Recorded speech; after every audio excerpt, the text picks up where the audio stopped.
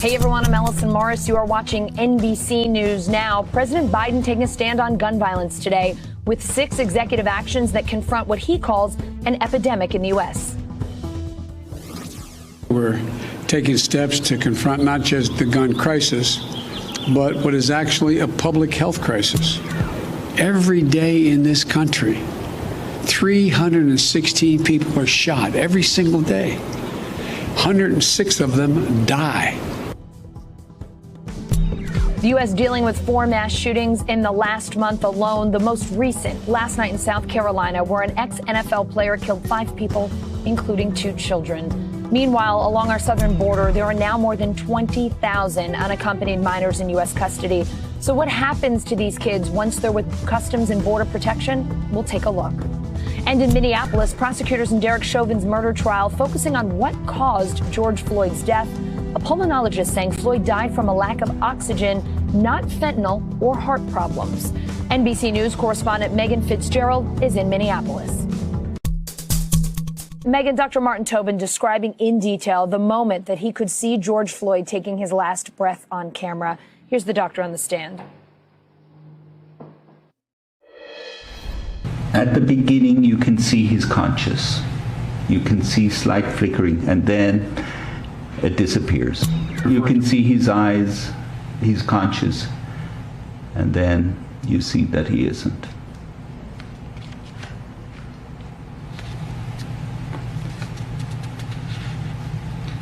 That's the moment the life goes out of his body. Megan, how did the courtroom react to that? Pretty heavy stuff there. Yeah. Oh, yeah, absolutely. I was about to say, I mean, this was a powerful moment for the jury. We know from the pool reporters that are inside that this was the moment that they leaned in, the moment that the jurors were taking notes. Also worth noting that George Floyd's family was also in the courtroom. And when the doctor started talking about that moment, they just continued to stare straight ahead. So obviously, very challenging and difficult moments for his family. Allison? Yeah, very tough for them to be sitting through all of this. Megan, prosecutors also asked Dr. Tobin if George Floyd's health issues were a factor in his death. That is a key part of the defense argument here. What did the doctor say? Absolutely. And Dr. Chauvin was very direct. He said that drugs or pre-existing conditions or an overdose was not a cause to his death. I want you to listen to this exchange inside the courtroom from earlier.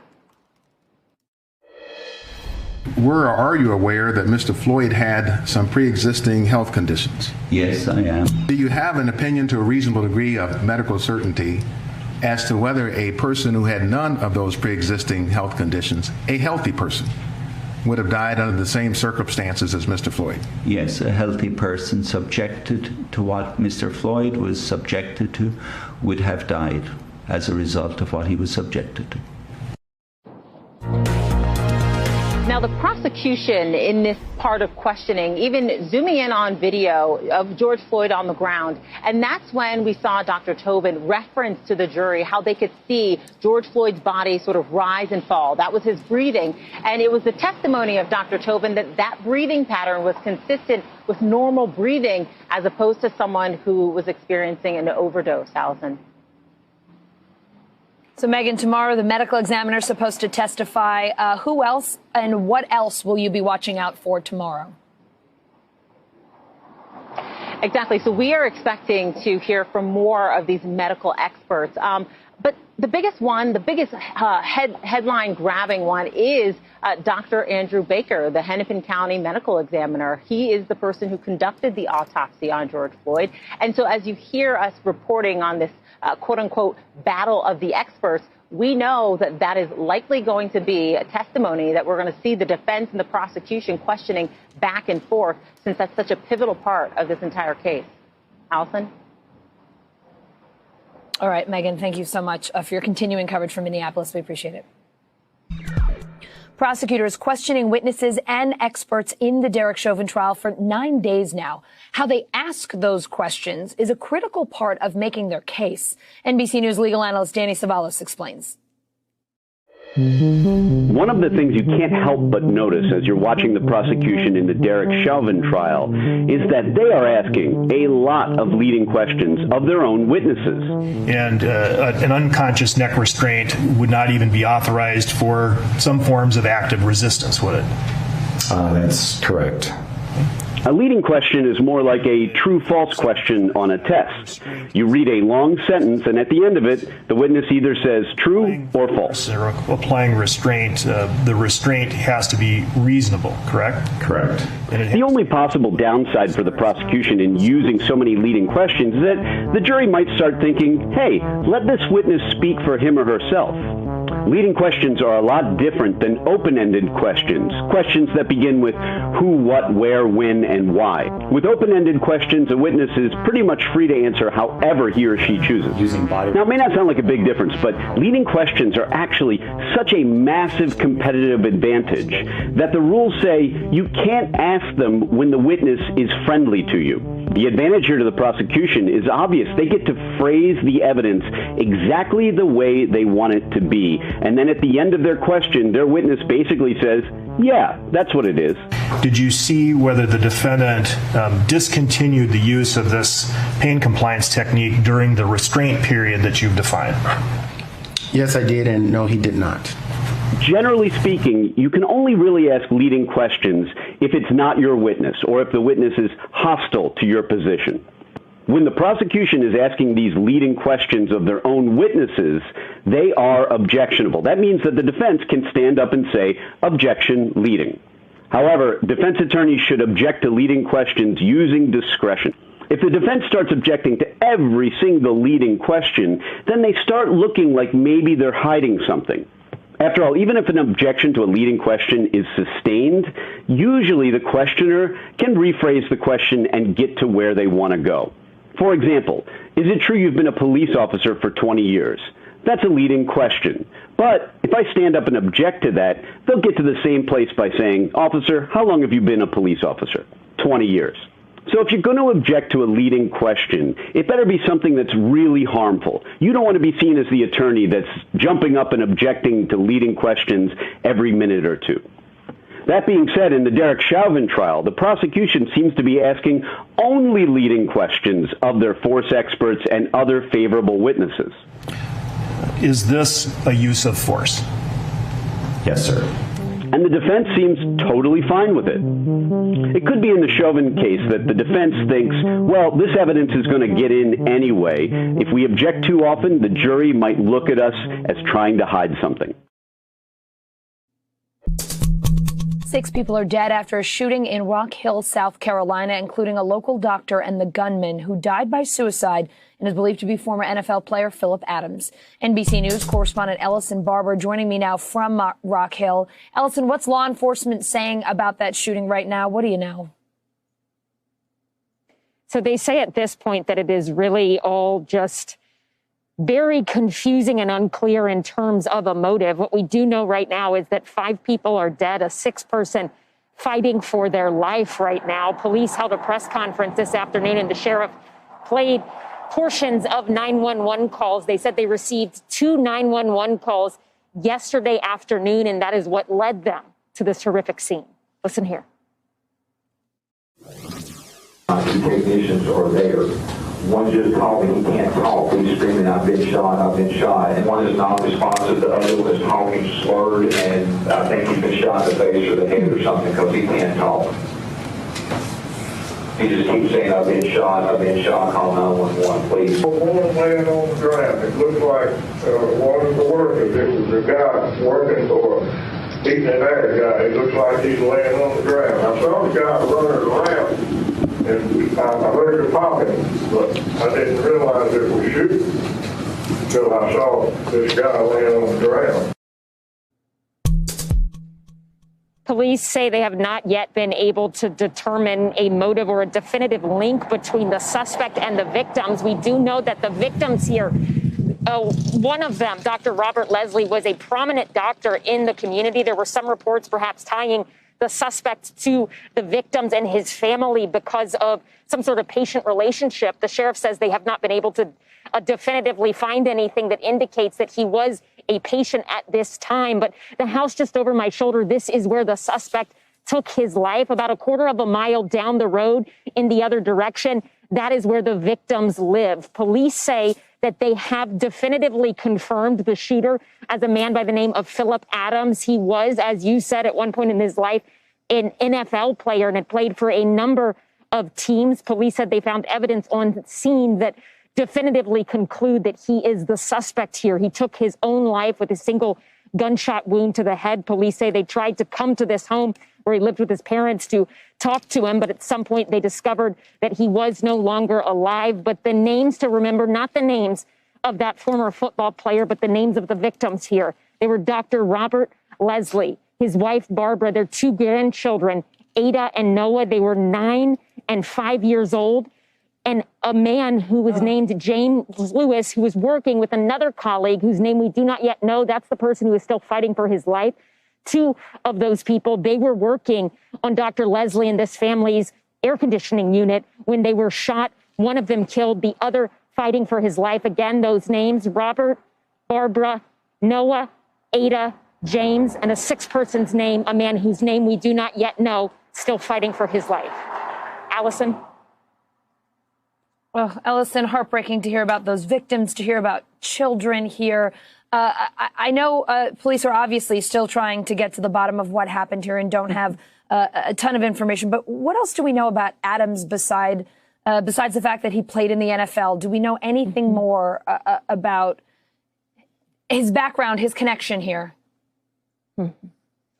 Not a whole lot. Our local affiliate did speak with his father, and he said that he thought that football may have messed him up. He said he was surprised by this, as we often hear from families involved in this. I will tell you, though, I did speak to a former official with the Oakland Raiders. That is a team that Adams played for a period of time. He said he had not spoken to him in about 8 years, but he described him as a reserved person. He said he wasn't somebody who had a huge ego. He said he was always nice in their interactions. He hasn't seen him, of course, in 8 years and is surprised by all of this.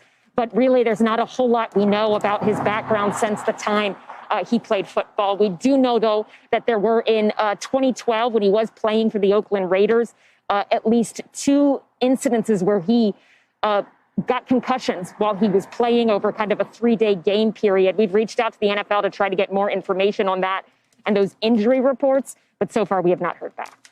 Allison? All right. Ellison Barber in South Carolina, thanks so much for your reporting. Georgia, Colorado, California, and now South Carolina, all home to deadly mass shootings in just the last few weeks. Today, President Biden issued a series of executive orders on gun violence in America. Enough, enough, enough. Our flag was still flying at half staff for the victims of the horrific murder of 8 primarily Asian American people in Georgia, when 10 more lives were taken in a mass murder in Colorado. NBC News White House correspondent Mike Mammaley joining me now. Mike, what do these executive actions do specifically? Yeah, well, the president today was joined by the Attorney General Merrick Garland because some of these executive actions put the onus on the Justice Department to take some of these actions. First of all, using their rulemaking authority to try to take certain guns off the streets, but also subject them to more regulations like traditional guns. They have these ghost guns, they call them, these kits that you can buy that have no ability to be traced, aren't subject to background checks. Also, the stabilizing braces, which can be used to basically turn a pistol into a rifle. They want these also to be subject to traditional gun laws that are already on the books. Then you have efforts to deal with violence prevention, especially in cities. Significantly, Allison, Congress, even before President Biden took office in the last Congress, ended a 25-year ban on federal funding going towards research, medical research involving gun violence. And some of the funding that the president announced today would go towards further studies to take maybe give more insight into tracing gun violence and the impacts on communities as well. And then there are red flag laws that the president is asking the Justice Department to post model legislation for states to try to pass. And this has to do with allowing individuals or law enforcement to seek a court order to take away guns from individuals who are deemed to be a threat to themselves or to others. So naturally, the White House saying these are just the first of what could be more executive actions, but they understand this has to also happen through legislation, Allison. Yeah, Mike, let's talk about legislation. President Biden saying he wants the Senate to do more. Take a listen. We're going to get these passed. We're not going to give up. We have an opportunity to fulfill the first responsibility of government, to keep our people safe. And in the process, we can show the world and show ourselves that democracy works, that we can come together and get big things done. Mike, Vice President Harris opened today's event saying we have been here before. I mean, time and time again, right? But Congress still hasn't passed significant gun legislation. Does the White House see that changing? How does the White House see that changing if they do? Yeah, this has been, of course, very difficult for the president, though, recalling his time as a senator when he was leading the charge on the crime bill, which included things like the assault weapons ban, strengthening background checks, the Brady bill. At the time, he said he's done it before and he can do it again. And they're taking some heart, in the words of Senator Chris Murphy, of course, a Democrat who's been leading the charge in the Senate for this, who he himself said he thinks there are 60 votes in the Senate for some strengthening of the background check system. Pat Toomey, notably, a Republican who worked with Joe Manchin, a name we use a lot as it's related to being a central voice in any legislation that's going to move through. He himself today said that he believes there's still some hope for legislation. But ultimately, what the White House is also doing here, Allison, the NRA, some of the gun groups that have traditionally been so powerful in our politics have seen that influence wane, and gun prevention, gun control measures have been increasingly something that has moved voters to the ballot box. And so they're laying down a marker really at this point, Allison. They think that, yes, they're going to try and get legislation passed, but they want to also make this an election issue, potentially to get more votes in the Senate, more votes in the House, to maybe take action in further Congresses down the road. Mike, President Biden also tapped David Chipman to lead the Bureau of Alcohol, Tobacco, and Firearms. ATF leaders have historically had a hard time getting confirmed in the Senate. Tell us more about him and the potential confirmation hangups here. Yeah, so some of these gun rights groups were part of the reason why the Congress voted decades ago to require that the Alcohol, Tobacco, and Firearms Director be confirmed by the Senate. Well, once that requirement was put in place, they then led the charge to oppose any nominee to lead that bureau for decades. It's only been once in the past 3 decades in which the Senate has actually voted to confirm an ATF director. Now, part of what's changed is the threshold, of course, in the filibuster has been lowered for nominees. That makes it somewhat easier. But when I reported just in the last few weeks that the White House was nearing a choice to lead the Bureau of ATF here, what I was told by some White House officials was, of course, they're taking every vote seriously. And that meant consulting with, and you have to expect Joe Manchin would be one of them, to make sure that they have the 50 votes they need to get Chipman confirmed. Now, Chipman's background, both as somebody who has more recently been a voice for gun safety advocates, leading with groups like Giffords, has also somebody with experience at the ATF himself, leading gun trafficking cases, a special agent with experience. They think that kind of resume is something that'll be palatable both to Democrats and, they hope, yes, to some Republicans as well, Allison. All right, we'll see what happens. Mike Memoli, thank you so much. Thank you. Democratic leaders calling President Biden's gun control measures a good start, but some Republicans say they infringe on Americans' rights. House Minority Leader Kevin McCarthy calling the executive orders attempts to trample over our constitutional Second Amendment rights by executive fiat. NBC News Capitol Hill correspondent Leanne Caldwell has more from Congress. Hey, Allison. The gun issue is an issue that has perplexed Congress for many, many years, being unwilling to do anything, unable to do anything to respond to the mass violence, gun violence around the country. So what President Biden has done is he's tried to take executive orders to address some issues around the edges. And Democrats on Congress are praising him, saying that those things are necessary, but it does does not take the place of legislative action. And that is where the real battle is taking place on this issue of guns. The House of Representatives, they passed 2 gun measures a few weeks ago. One included expanded background checks, and 8 Republicans did sign on to that.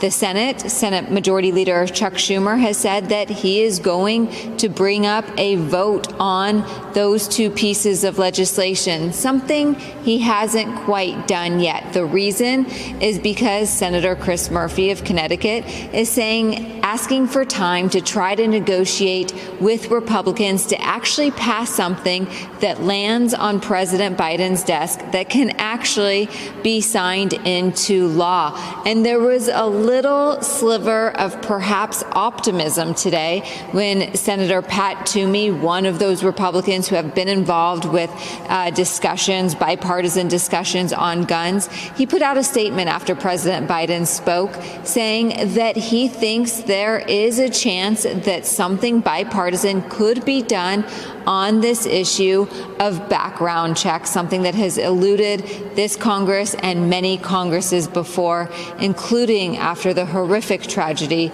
at Sandy Hook in Connecticut. So while President Biden acted today, this is an issue that is going to continue to take place here in Congress as lawmakers try to get something meaningful and permanent to the president's desk. Allison. The highly contagious UK variant is now the dominant strain here in the U.S., according to the CDC, making the 3 million average daily vaccinations in this country more important than ever. Here's NBC News correspondent Tom Costello. Hey, Allison, good day to you. So we have good news and not so good news on this coronavirus pandemic front today. The good news is that we now have a quarter of the population, the adult population, vaccinated. That means, though, that 3/4 of the population is not vaccinated. And we are seeing a surge in cases among young people in their 30s and 40s. They are flooding into ERs and ICUs, especially in the upper Midwest. And now the CDC is working very hard to try to stem that tide. The CDC says the dangerous, fast-spreading UK variant is now the dominant COVID-19 strain in the U.S., racing against the speed of an all-out push to vaccinate. In Michigan, the CDC is on the ground with cases up 104% over the last 2 weeks. Nothing is off the table in those conversations in terms of the kind of support that we can provide. Michigan now surging its supplies to areas experiencing outbreaks as spreading variants pack ICUs with patients in their 30s and 40s. It was like a 3-hour wait, and it was all young people that was coming in, yeah. 40-year-old Chrissy Dancy is at Beaumont Health Hospital in Detroit. Have you ever been this sick before? I've never been this sick before. COVID is nothing to play with. This is not your average cold or your average flu. Veteran hospital workers like critical care nurse Carol St. Henry are frustrated. It's like, oh my God, will we catch a break from this? Do we really need to go into a 4th wave?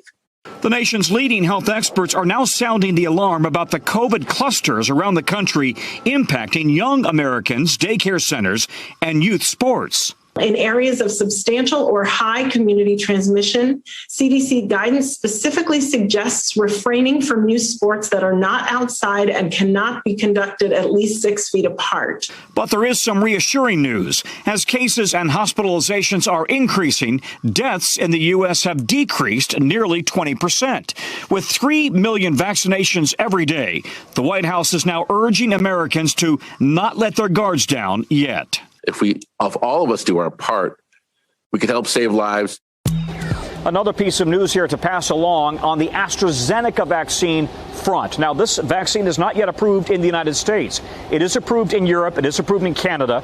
But now European medical authorities say that they've established a link between the AstraZeneca vaccine and a very, very rare situation in which some people develop blood clots.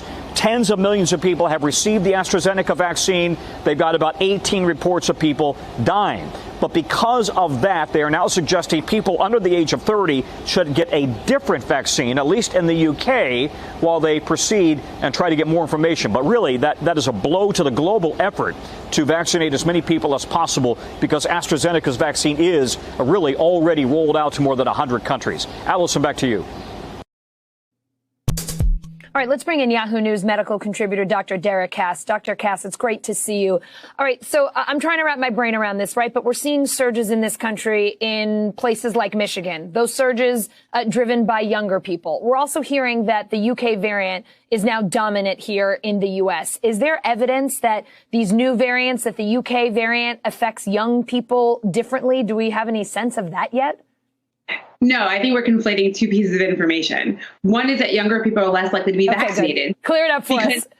Right. No. Both because they haven't been qualified, and also because a lot of them are resistant. They don't think it's necessary, which is why we're encouraging young people not they're qualified to be vaccinated. But it's not that this is more contagious. It's not more contagious in young people. It's just that those are now the people that are at risk of getting it because they're the ones that haven't been vaccinated so far. So basically, we've been hearing for months now, right? If this virus is going to live, it needs a place to go. So is that what we're seeing? It's finding a place to go in young people who have not yet been vaccinated? It's also why we're seeing the spread in these youth sports events. We're seeing now spread amongst children where we weren't seeing it before. Not because it's more contagious in children, but because children are now doing more things and they're not protected by the vaccination. See, Dr. Cass, this is why we're so grateful to have you here, because you help us understand these things that are going on that we have no medical expertise to process. So very grateful for you. I have another variant question for you.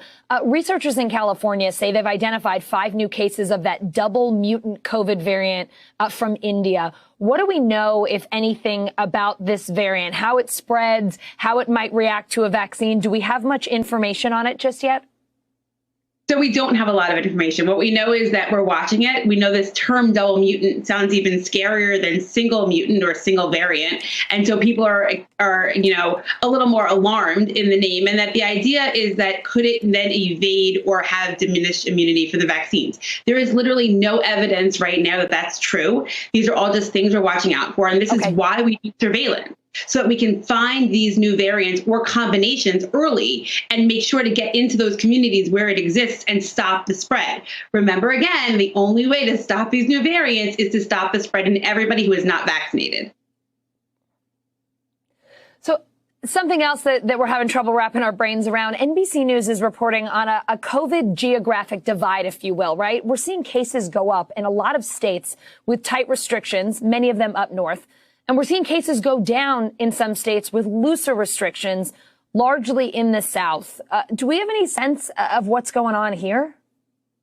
So remember that there are a lot of factors into why the virus spread. Some of it can be the weather. So the fact that some of the southern states have better weather, people are outside more, obviously decreases the risk of spread. In the northern states, we're just now getting to an environment we can be outside. We also do see a difference in the variant. So if we do see the B117 variant, which is more contagious in Michigan and New York and New Jersey, that's going to spread faster even under the same restrictions. But the most important thing is that no matter where you live, you do need to wear a mask and stay distant if you're not vaccinated, and get vaccinated when you can. I think a lot of this is confounded and multivariable, but at the end of the day, the most important thing is to stop the spread everywhere so we can protect as many Americans as possible.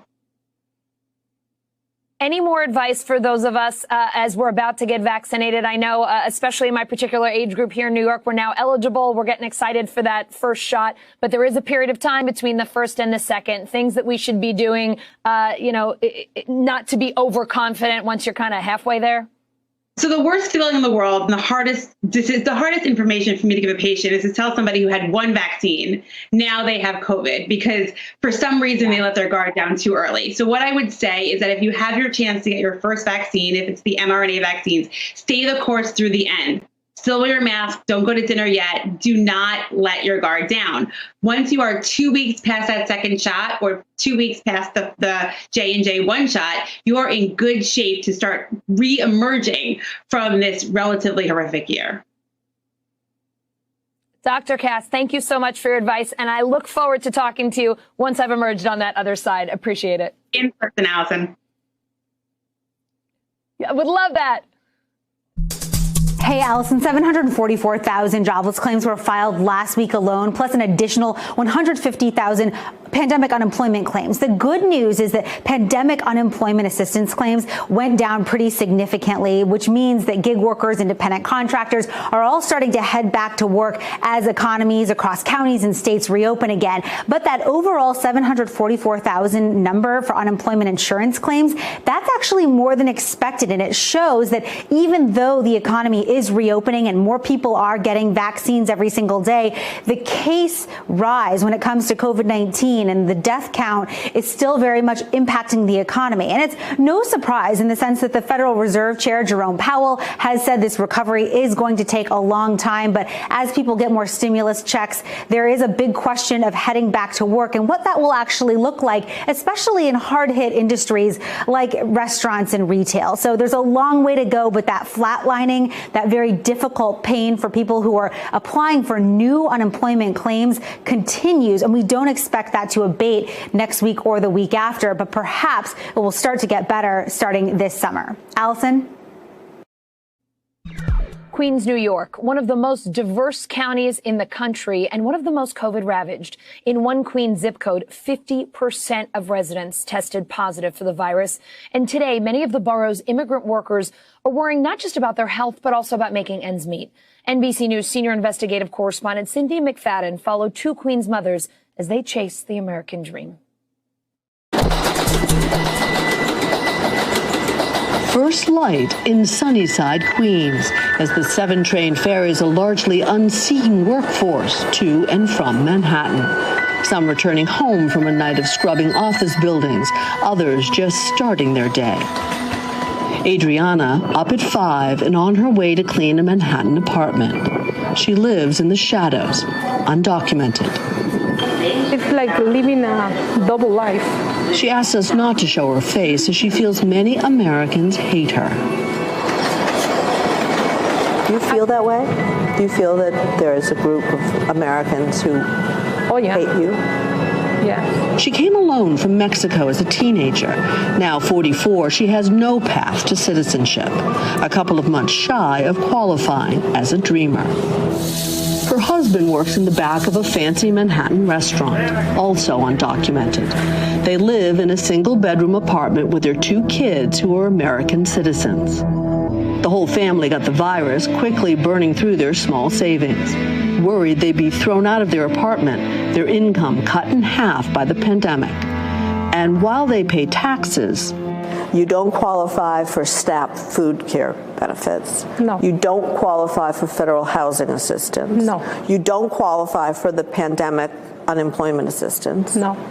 So you're essentially living without a safety net. Yes. Yes.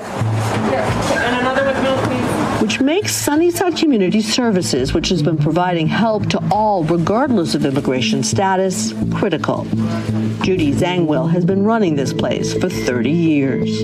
I've never had a crisis of this magnitude. Even opening a food pantry. But for Adriana, accepting the help is hard. You know, it was very shameful to go to the pantries. Shameful? Yeah, like I was embarrassed to go. One with milk. It's just a Band-Aid, right? I mean, it's just a Band-Aid, but it helps carry people through for a period of time. But a necessary Band-Aid. Yes, absolutely. This social net is very frayed. It's tattered. It is tattered. It's absolutely tattered. 3 miles and 8 stops to the east, under the 7 train, Myra Kondo's food cart is buzzing. And yet another Queens neighborhood, Corona Plaza. 29-year-old Myra came from Ecuador as a child. She is a dreamer, and that gives her hope. Sour cream, lettuce, and cheese? Okay. This is for you. Looks delicious, $3 lunch. Family business went dark for 3 months during the pandemic, loosening their already shaky financial grip. Her dreamer status meant she got pandemic relief checks and other government help. Her family's back on track. Not so for Adriana's. Despite paying cash for college and getting a degree in psychology, her immigration status means the only job she can find is cleaning up other people's messes. Sacrificing for the dream has long been part of the immigrant experience, and she's willing. But these days, her dreams are fragile. You know, everyone has a dream. I'm wondering if you have an American dream for yourself. Not for myself. I think my dream froze. It's frozen. My dream was to do something else with my life. Study, get a job, get my papers, and do the right thing, right? But I wasn't able to make it, for whatever reason. Her eyes pool with tears, her dreams now for her children. While Myra's dreams, which include citizenship, are very much alive. My American dream would be to have my own truck. Your own food truck? Yes. That's my dream. Her 13-year-old daughter, an American citizen and straight-A student, has a dream inside of her, too. I want to be a lawyer and help people with their cases. Two mothers, both of whom want better lives for their children, trying to hold on until they get there. And Cynthia McFadden joins me live now. Cynthia, almost half of Queens residents born in another country. You talked about Sunnyside Community Services there. How else are they trying to help support Queens families wherever they may be from? Well, as you can imagine, many of these people were barely holding on before the pandemic, and so many of them are afraid of losing their places to live, their apartments. So Sunnyside has given $1,000 or so to about 600 people so that they can stay in their homes. They have a waiting list right now of 700 people. Life is very fragile for many of these folks. And you see, I think the piece illustrates the difference it makes if you qualify as a dreamer. You know, Myra's really able to get back up on the horse after this, you know, this, and Adriana not. She's struggling, she's trying. Cynthia, it's a tale of two very different situations, and also just so heartbreaking. As a New Yorker, I'm so proud of the diversity that makes our state, that makes our city so incredible. To hear Adriana say there that she thinks people hate her, I just wanted to cry watching your story. It's so heartbreaking. You know, and she talked so movingly. She said, you know, so many people hate us. I feel that. She said, you know, you may not always see us, but we're there. She talked about her husband. She said, you know, the people who are the waiters out front, they're white. She said, all of us, we're in the back. We're unseen. And, you know, that's just such a metaphor in so many ways. People who go unseen, unnoticed, and yet here they are. And by the way, let's just put a big star here. Their children are Americans. So, you know, the people say, well, they came illegally, they have to be punished. I mean, do we want to punish their children too? I think Cynthia, it raises some conversations for the dinner table. It certainly does. And thank you for letting us see people who are our neighbors and are our fellow New York residents who feel unseen. Thank you for telling their story. Thank you for letting us tell it. The video this week of a young boy alone, afraid, abandoned at the southern border. Just one example of the crisis in our country. He is one of thousands of unaccompanied minors making the dangerous journey into the U.S. without a parent or a guardian. But then what happens to those children who cross over alone once they get here? NBC News senior Washington correspondent Hallie Jackson takes a look. Even just today, we're learning another child was found abandoned in the desert in New Mexico, according to the Border Patrol. And in fact, more children are coming across the border alone than ever before, with that now viral video of a 10-year-old boy putting a spotlight on what happens to those kids once they get here. Making headlines across the country, a lost boy by himself, just 10 years old, telling a Border Patrol agent in Texas the group he came with left him. I don't know where they are, he says, explaining he's scared and seeking asylum. For any of us who have seen that video, it is heartbreaking. It comes as the U.S. sees a spike in children trying to cross the border alone. More than 20,000 unaccompanied minors are in the hands of the federal government right now, despite the White House trying to make clear the border is closed. We've made a decision that we will not expel young, vulnerable children. When this boy was found, for example, a Customs and Border Protections official says he was taken to a Border Patrol facility where he was fed and medically screened. In fact, all children crossing the border by themselves are supposed to be taken to a CBP facility like this one, packed in Donna, Texas. They should be transferred out within 72 hours, but not all of them are.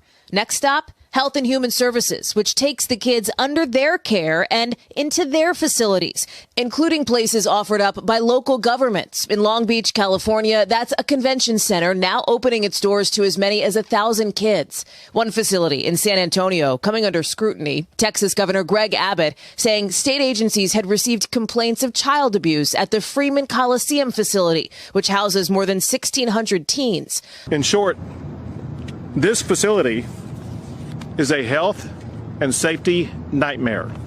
The administration failed to plan for the influx of children that they invited to come. Local authorities telling our Dallas station they received 3 complaints of abuse or neglect, including one involving sexual abuse. HHS saying in a statement it could not comment on specific cases, but has a zero tolerance policy for all forms of sexual abuse, sexual harassment, and inappropriate sexual behavior. Ultimately, unaccompanied children should be placed with a sponsor, like a vetted family member already in the U.S. That's likely the case for the 2 sisters, just 3 and 5 years old, dropped over a border fence by a smuggler. A Border Patrol official told NBC News last week they were confident the girls could be reunited with their parents in New York. Others, the very youngest, still waiting for a harrowing journey's final step. Immigration, of course, remaining a focus politically and for some in the Biden administration. The Secretary of Homeland Security, for example, is visiting Texas today in his 3rd trip to the border since taking office. Back to you. Lee Elder is the first black man to compete in the Masters, and in doing so, blazed a trail that will inspire the game of golf and future generations of players. Today, Lee Elder will inspire us and make history once more, not with the drive, but with his presence, strength, and character. Lee, it is my privilege to say you have the honors.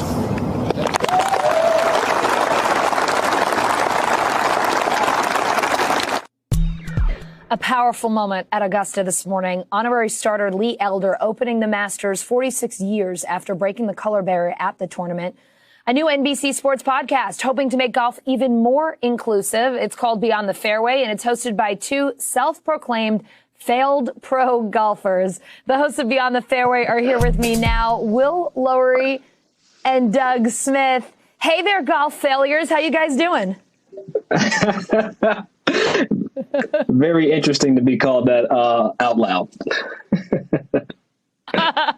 Well, Will and Doug, thank you guys so much for being here. Let's start with that ceremony for Lee Elder today and all of the controversy over whether to keep the Masters in Georgia, given the new voting laws there that make it tougher for folks, particularly black folks, to vote. Will, your take?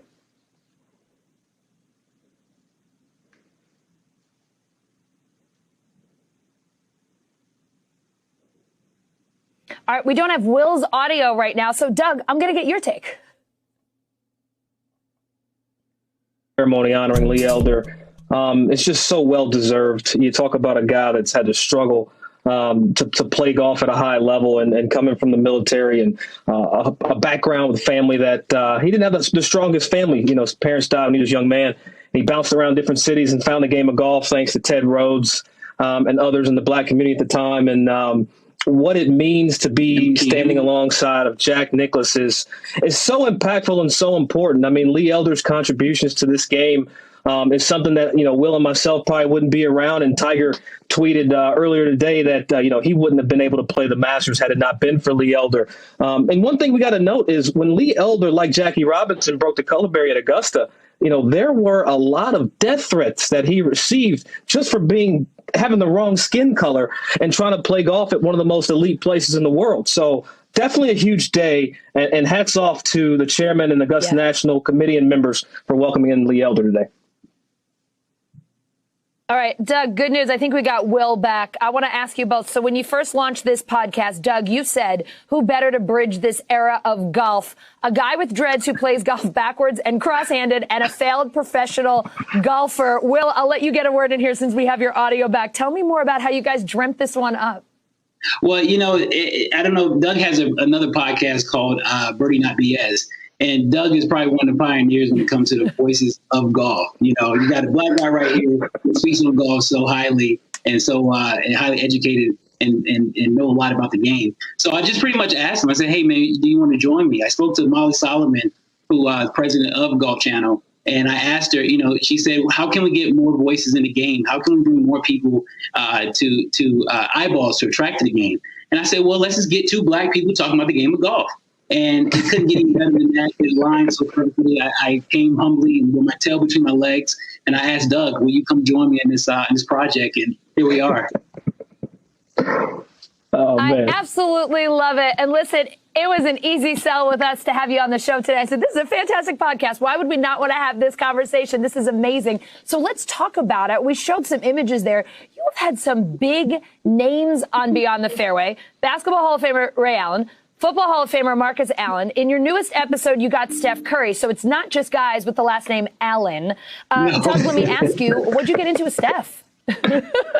Man, we got into a lot of things with Steph. Steph is such a multifaceted person. It's not just basketball with Steph. He's got a long time standing in the game of golf, and he loves it. He's addicted to it like Will and myself. So, what we wanted to do was kind of highlight and use Steph to say, hey, as in an effort to grow the game, it's fun that, Steph plays basketball and he can bridge this gap, but we also want to talk golf so that those people, those minorities, those disenfranchised individuals can hear Steph talk about the game, his passion for it, and maybe that'll help gravitate them toward the game. So, all these our guests, we're really trying to just raise awareness for the game by leveraging the various platforms where these guys are experts. All right, I think we have a sound bite from your podcast of Steph. Let's listen to that, and I'll ask you guys a question on the other side. It was really chasing my dad. Like anytime, he had a free moment, he was going to the course. So I started out just driving the cart with a little sawed-off putter, and he let me go. And then eventually found the game for myself, started to play. Obviously basketball, and from the time I was 13, which was the only sport I really played, and it was the focus. But I was always searching for that, free couple hours to go to the course. But that's so much of the essence of what sports are about, right? Whether you're Steph Curry, whether you're an average person like me who loves sports because my dad gave that to me, right? It's about the people who gave you the gift of golf, the gift of your love of sports. I got to ask you guys, Will, what got you into golf? What made you passionate about it? It's similar to Steph, man. My father got me to the game. I had, just like Steph, I had a sawed-off driver, and that was the only club I knew how to hit. And I was hitting it in the woods back in that time. I'm still hitting the woods now, so you wouldn't think you wouldn't think I fell in love with it. But think about it. It just is how we all start, man. Just love for the game, love how your parents introduced you, and that's something that we can hopefully continue through this podcast. It's funny. I never thought about it until I talked to you guys. I play sports. I love sports. My dad doesn't golf because he stinks at it. So I don't golf. So I know now at least who to blame that on. Yeah. I love the sport, but I can't play. So, all right, it's Dad's fault. Doug, let me ask you about your passion for golf, your love of it. Was it a family affair?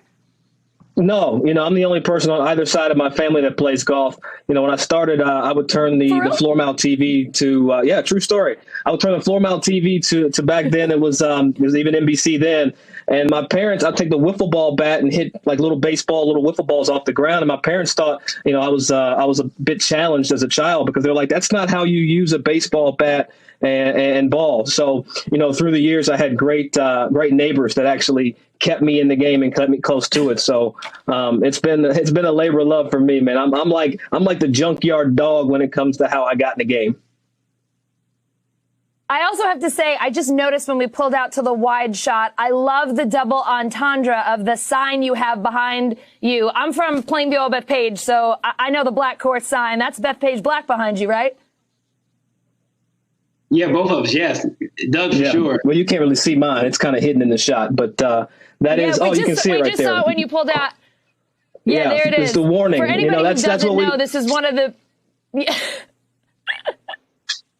Just want to make sure everybody's warned. You know what I mean? Like, you don't know what you're about to get, especially with this Black course that Will and I are on. So I do appreciate you picking up the double entendre. I absolutely love it. It's a great sign. For people who don't know, Bethpage Black Public Golf Course on Long Island, one of the toughest to play. I got tons of friends who all they do is complain, my uncle in particular, about how the Black Course beat him up. All right, let's talk about the Masters. I got to get your picks here. All right, we got Dustin Johnson defending champ. Steph Curry went with Spieth. Who do you guys think is going to take home the green jacket? Will you first? Well, if you know me, I am definitely a bandwagon. So right now, my pick is Justin Rose. Justin Rose is going to win. I'm all Justin Rose right now. Doug? You know, I had Jordan Spieth picked until he won last week, so it ruined my whole week. You know, no person wins the week before the Masters and comes in to contend. So I was very, very upset with Jordan. I thought he should have threw it away coming down the 18th hole, gave that tournament to Charlie Hoffman. But you know what? I had a chance to be around him a couple weeks ago, right before he had his baby. He was in perfect form then. I still think he's going to be in perfect form now. A little bit of the weight off of his shoulders. I'm going John Rahm. Absolutely. No, come on, Will. Jesus. All right, listen, I'm going John Rahm. Though, no one wins before the Masters and then wins the Masters until they do. That's fair. That's a fair statement, Allison. But you know what? I'm going with Rahm. Jordan. I had to pivot, as they say. Pivot. I think one of the more iconic. I think one of the more iconic, moments that can possibly happen this year in 2021 Masters. Will Roy McIlroy complete the Grand Slam? Once it's happened, he will do it. But I believe this can possibly happen. All right, guys, we'll be watching and we'll be listening. Thank you so much for coming on. Such a fan of what you're doing. I think it's really awesome. Thanks for coming on News Now to tell us about the podcast. Are you going to come on our pod and chop it up with us? Yes. I would love to, as long as we don't have to talk about my non-existent golf game. I'm in. All right, perfect. All right, it's fair. We'll work on something, but thank you so much for having us. Absolutely. Pleasure was mine. Thanks, guys. And you can listen to Steph Curry on Beyond the Fairway right now on your favorite podcast app. Hey, NBC News viewers, thanks for checking out our YouTube channel. Subscribe by clicking on that button down here and click on any of the videos over here to watch the latest interviews, show highlights, and digital exclusives. Thanks for watching.